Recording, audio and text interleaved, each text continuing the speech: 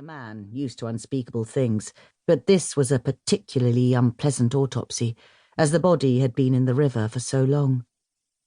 He watched in silence as the pathologist, a young Serb who couldn't be much over 30, struggled to fill in the required form. There was no head or brain to weigh, no contusions to assess, no fingers to print, no feet to measure for boot size. He's 50 or 55 from the bone density. About your age, Inspector, said the pathologist. And Simo looked at him dubiously, wondering if he was trying to make a joke. As Simo peered closely, he noticed damage to the upper legs. It looked like... Is that a dog bite? Yes, I think so, agreed the pathologist. I thought at first it might be post-mortem damage from flotsam in the river, but it isn't. These are definitely teeth marks from a large dog. And on the wrists, see? With some reluctance, Simo stepped closer. Defense wounds, likely from the same attack, continued the pathologist. And he's been badly beaten. Several broken ribs. Simo nodded, listening as the pathologist listed further inquiries. Historic fractures, the new one from more recent beatings. What had happened to this man? Where had he been? He had fought for his life over and over. Something uneasy stirred deep inside Simo.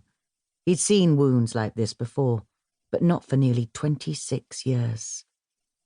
The pathologist was far too young to recognize them. Simo studied the pattern of injuries with a ghastly stirring of recognition. He closed his eyes and took a breath. If he had been religious, he would have muttered a prayer. How long ago do you think Arpeta Petrovich died? He asked. 2 weeks. A couple of days either side. It's hard to be exact with this level of decomp. Simo stared at the body on the table, puzzled and unsettled. He'd hoped never to see such things again.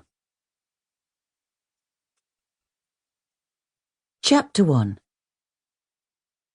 On the flight to Sarajevo, Heather had sipped a gin and tonic and imagined Ryan's reaction when she knocked on his hotel room door, his surprise and delight when he opened it to find her standing there with her suitcase.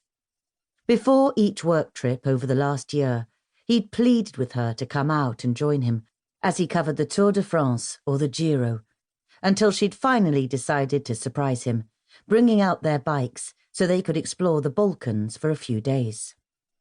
Things hadn't been great for the last few months. She had made a remarkable physical recovery, one that any regular person would be thrilled by. But Heather wasn't a regular person, or at least she didn't used to be. It felt to her like she'd been robbed of her superpowers, as well as more ordinary things like her ability to remember which bus to catch. Everything annoyed her, except Ryan.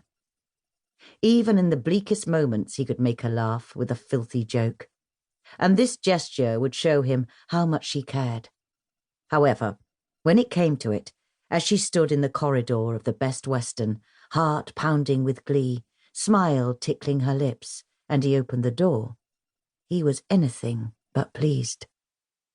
He stood there in his socks, absolutely still, his eyes widening with horror. She searched for another word for it, but no, that was it.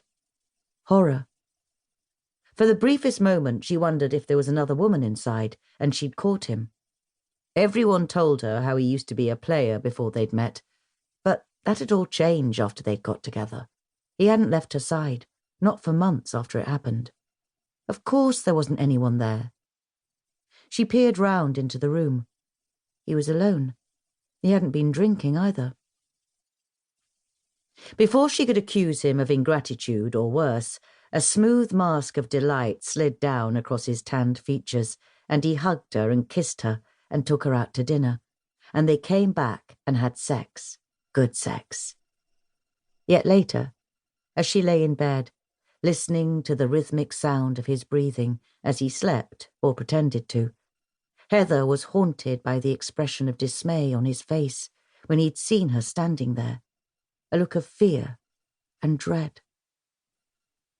When she woke the next morning, Ryan was up before her.